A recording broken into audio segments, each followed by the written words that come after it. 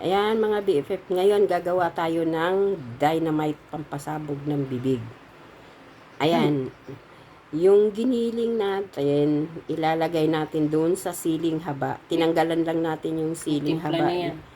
Tinanggalan natin yung siling haba ng buto. Tapos yung giniling, templado na yan. Ang timpla niyan yung pang Shanghai.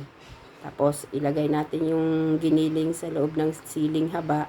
Tapos lagyan natin ng cheese. Tapos i-roll doon sa Shanghai wrapper.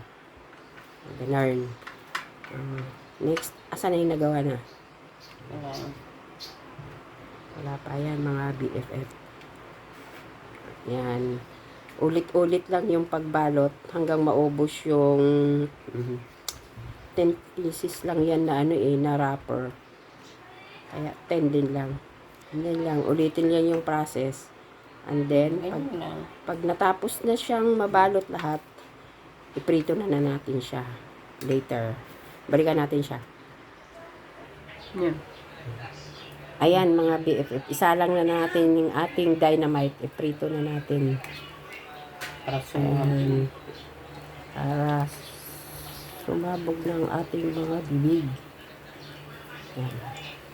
Hintayin na lang siya mag golden brown yung wrapper. Tapos, mahina lang ang apoy para hanggang loob siya maluto. Balikan natin siya maya. Sabihin mo. Go. Ayan na mga BFF, luto ng ating dynamite. Yan. At with matching na sauce na chinilin bimber.